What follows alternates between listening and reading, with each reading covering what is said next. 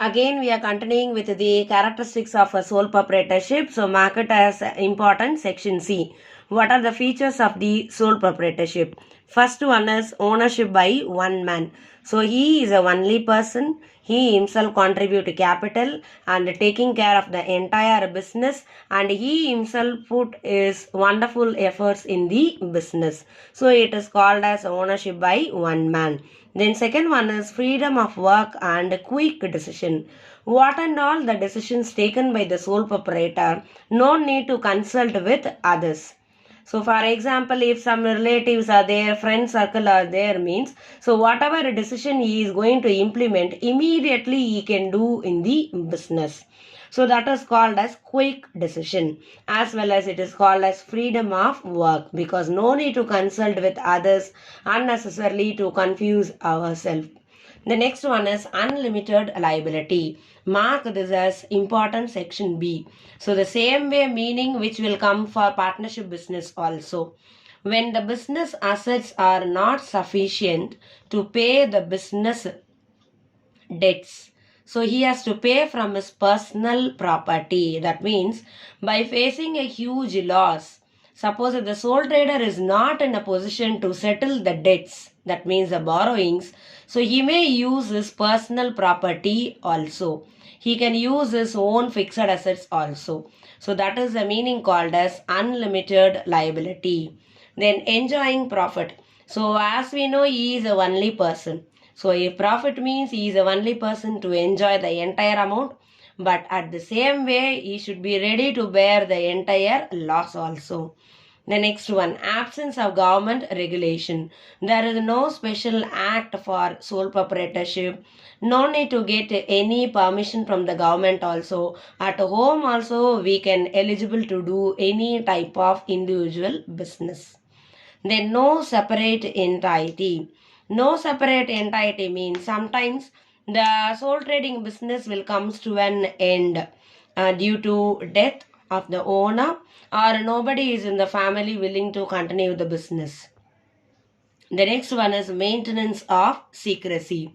So as he is a only person, 100% secret can be maintained in this type of business, because nobody is there to share our profit or losses. So next we are going the 5 marks question. What are the merits and demerits of sole proprietorship? That is otherwise called as advantages and disadvantages. Number 1, easy formation.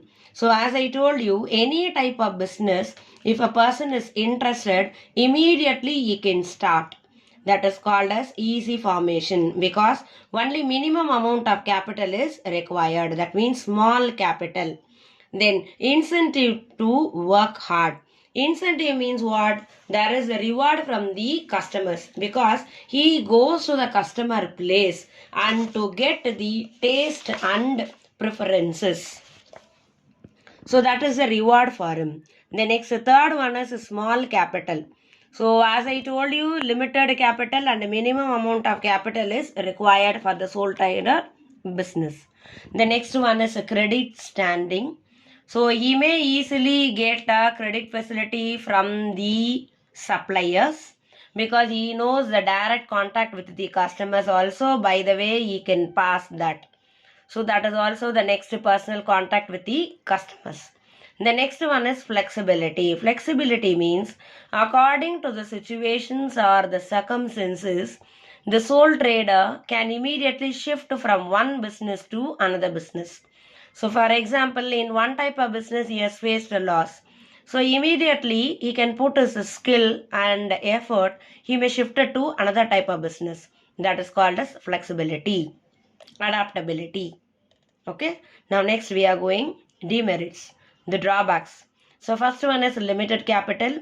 So since the capital amount is very less, so he cannot expand his business. That is the main drawback. And second one is a limited managerial skill.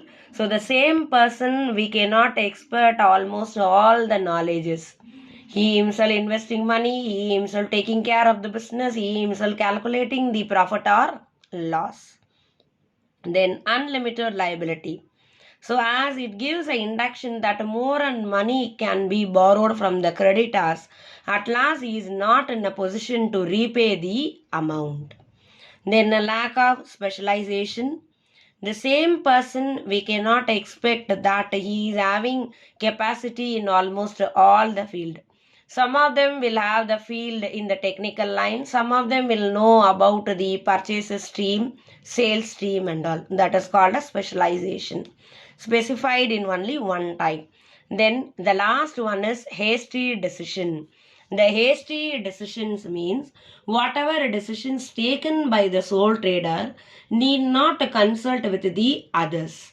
So if we ask the others' opinion, sometimes that solution also we can able to find out.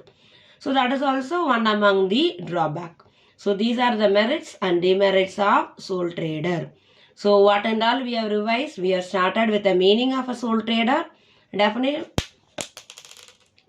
of a sole trader, characteristics of a sole trader, merits and demerits of a sole trader.